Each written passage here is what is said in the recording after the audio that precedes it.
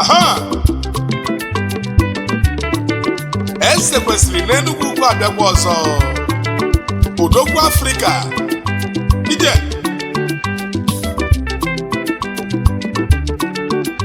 ma gị nọkwa nwayọ gị nụlụ ya elu waka ichelu ama m ebe ga-ebido ebido mana ka mbido n'isi isi ka anyị jesienụ n'isi isi nụ ya bụ Genesis na mbido Chukwu kere ife niile nke dị n'ụwa nke o kele oke ke nwunye ya nụ o kele ife niile dị n'ụwa abụọ abụọ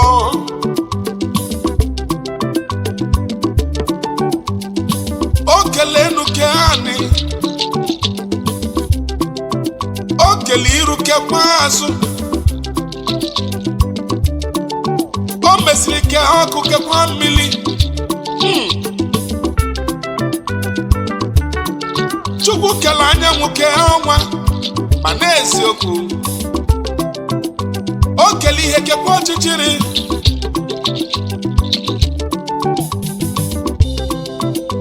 o kele anụmanụ niile nke bi n'enu anyị abụọ abụọ ma ndị bi na mmiri na Chukwu kelụfanụ mana Chukwu kesịrị ife niile nụ o wee mesịa wee kebe mmadụ Chukwu wee mesịa wee jekebe mmadụ ịma na o kele mmadụ n'oyiyi ya nụ ije ya bụ na mụ na gị dị ka Chukwu okike mana ọ bụ mmadụ niile yiziri Chukwu okike nụ ajụjụ maka na enwere ndị dị mma nwee ndị dị njọ nụ ndị dị njọ bụzi ndị nke ekwensu nụ ebe ndị dị mma bụ ndị na-esozi ụzọ Chukwu ije o wee mesịa wee kebe ndị ji ego o mesịa wee kebe ndị oke ego nwa ogbenye n'ọkwa Chukwu kelee maka mkpụrụ aka niile amara lelera nọ ije ndị oke ego ndị ọma nwere afọ abịago ndị oke ego ndị ọma nwere afọ abịago unu erika asị mụ na abaka unu bụ ndị oke ego ndị ọma nwere afọ abịago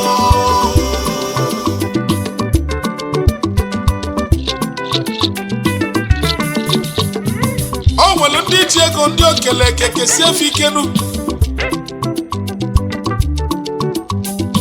aha High Chief Emmanuel Ifeanyi Chukwu Igwe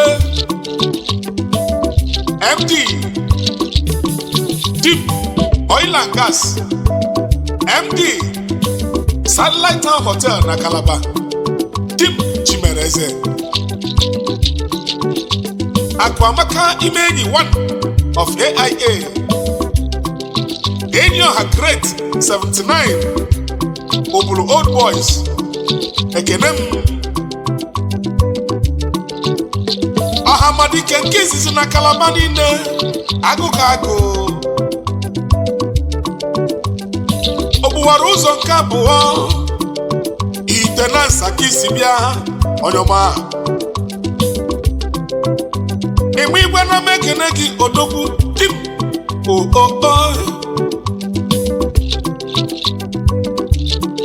kedu maka oke nwa Chief Emeka dị m ọzọ afụ nze bi egwu nze ka nze na mekene o si na nwata bụlụ nze nke izizi na ihite Owerri Odogwu maka na ọkụ daa ibubo ọ dị ka ọnyụrụ anyụ Chairman MD Mekus Pharmaceutical Nigeria Limited USCI Investments Nigeria Limited ọkwụnụ na-alụsịnụ distributors of computers and accessories, my laptop and phones accessories. Odogwu. In a long Maggie, Chief Mrs. Ngozi Adimozo Osodie Mako. Nke izizi Idowere Lolon Zekanze. Chief Lasman Obijaku Deep Ọchịagha ndị Igbo. Odogwu n'obi bi ọchasị. Odogwu Afrika na-ekene gị onye ọma. Lasman ndị so na ndị eji ekwu okwu ọgaranya. Nze Benjamin Madabuchi Ekeneme, CEO Benjack Companies Nigeria Limited. Eze Chiamaka 1 n'ụga. Ọ pụta obie nke ndị otu obi na Venetian Italy. Isi mụ kenela ọlọma gị Chief Antonia Ekeleme Elochi Odoziakụ Benjack. Aha! Asị na olugo ka o si elu. Anyị ebuzela egwu wejebe na nke nwoke siri ike Chief Charles Ezinwa Ogbe nwa 1 of Eziama Obire na Mkwere Local Government. Obire 1 of Obire Agụ na Nitalo. Ezekwesili ekene ego onye ukwu. Anyị ka na-echekwa wee sị ka anyị kenezie Mr. Ebel Ebudo Maka of Padova Ogbuefi Tempo Indeterminator Ogbuefi Amalukwuo nke izizi n'Umunze. Gị na lọlọ magi Mrs. Asuka Doris Ebudo Ọdịbeze.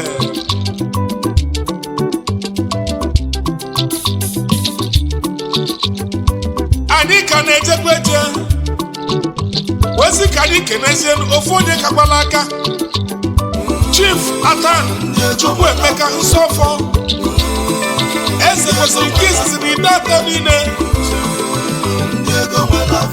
CEO Akons International Biafra and Overseas Limited. Ije gị na lọlọ ọma gị Chief Mrs. Amarachi Edith Nsọfọ Achalugo Mike Oriakụ Atan Ugogbe eji afụ ụzọ. Anyị nwekwara odogwu ka odogwu Chief Ajinus Chukwuma Nliam Nzezo onye mana ide atọ niile. Maka na o jife nwata nwere isi aka enu ọhụrụ mana aka lobe na oge weturu onye mana m ekere ifechi ndụ. Ije Chibona Steve Igwegbe Odogwu Chinenye nwa nke izizi na ide atọ niile. Secretary General ide atọ Progressive Union na Nitalo. Ị na-ekenekwela ọlọma gị Chief Mrs. Junit Ogechi Igwegbe Osodieme 1 na ide atọ. Nne mụrụ ụmụ anọ n'ofu oge ma bụrụ nwoke mana Chineke dịkwa ebube. Ije isi mụ kenekwalụ gị Comrade Innocent Ụzọchukwu President Old Idato Progressive Union na Nitalo. Ekene m Osolodrik Uche Nwafọ ọgụ na amụ ego enwe nna nke abụọ na ama ọzara na-ekede Agụnechi Beni Odogwu, the former coach Rangers International Football Club nke Enugu. Gị na lọlọ ọma gị Chief Mrs. Imelda Kiruka Okafọ Omeko nwanyị Osodieme anyị na-ekenekwa ezigbo nne inu Chief Mrs. Gladys Akuegwu Okafọ ezi nne na-akwa oke ezilolole Chief Greg Nwafọ ọgwụ n'ugwu ndụmụlụ abada maka abada nwere onye ọ na-ekwesịrị Lodrix ka ike na-ezeli enu nwanne ya nwoke Reverend Father Dr. John Chid Nwafọ ezi nwanne Akọnobi ofu nwa mụọlọra ofu nwa mụọlụgbola na-efi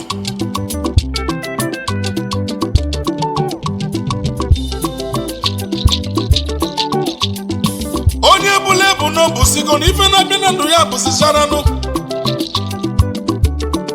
n'aka nji ekwuzi wee sizianụ onye nwe nwa jide nwa ya aka nụ na-ekwensu ababakwụkwọ mmanwụ isi nọ na-etili obodo tili ụmụ nkwụ ya nụ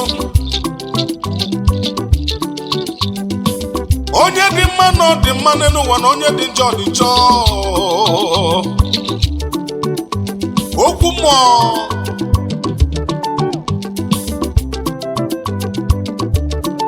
Chief MB enwe ọnwụ akara aka MB bar ezigbo onye Ọnịcha do Ezekwesili ekene gị onye ukwu anyị na-ekenekwasị Chief Ogochukwu si Okeke Ezekwesili na ndị ogidi niile CEO Chibox Nigeria Limited ex-president Anambra State Association na Roma Lazio na N'Italo ekene kwasị alụmụ Chief Anthony Chukwu Emeka otu adị mma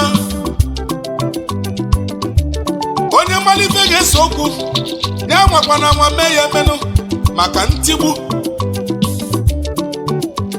ọ gị bụ onye mmalite ga-eso okwu nke mbụ na Ani Ukpo Nnewi South Local Government based in UK onye bụla bụ ka isobulu Ezekwesili ekene gị onye mmalite ga-eso okwu ezi nwanne m ka ịbụ senior brother Chief Chukwu Macho Ọniche agụ na-echi ibe na-edukwu n'ụmụrị unozu n'ezinụlọ ụlọma gị Chief Mrs. Nneka Chuks Ọniche CEO Nikki Top and CEO Nikki Collections na Lagos na Nigeria ekenezielu mụ Prince Mwolisa Ejike o jibu efi eme ọgọ ọ dịzịa ka onye lisi ọgọba agụgọ o wee wezelu ụlọ na-eme ọgọ oju na ome ọgọ na mekene ego onye ukwu CEO Editex Resources Nigeria Limited with the subsidiaries na Germany Odogwu na nyekene yino agụsi nnọkwa wee bịa ka ịbụ ije Odogwu na nnọkwa na mekene gị na lọlọ mma gị Princess Ukamaka Mwolisa ọma obi dị ya nụ asa mma nwaanyị ọma Ezekwesili na-ekene unu n'ofu emenike ukwu eze na mazụ onye be gị nụ Odogwu ka Odogwu Enugwu ezi ike ka isi bịa gị na lọlọ mma gị nụ lọlọ Blessing ukwu eze ọkụnụ mụrụ Jeremaya ya na Lilian nwaanyị ọma emenike n'ịdị ụsọ ọnụma ejekwunu ọnụma okwu eze Odogwu n'ịbụ n'ụma aka m dị n'enu Odogwu Enugwu ezike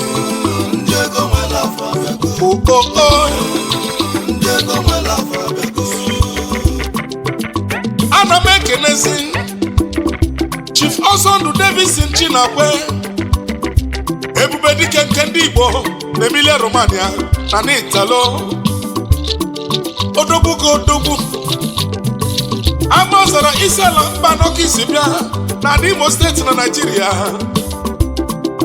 onye ọma n'Igbo onye ọmanụ ebube dike n'Igbo Odogwu ayaba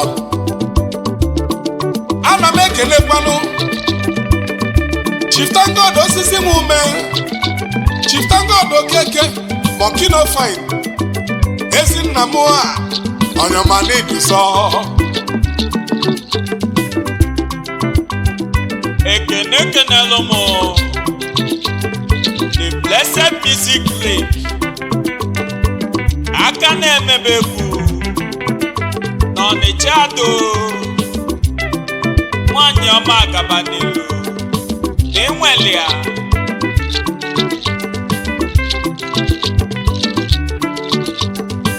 ije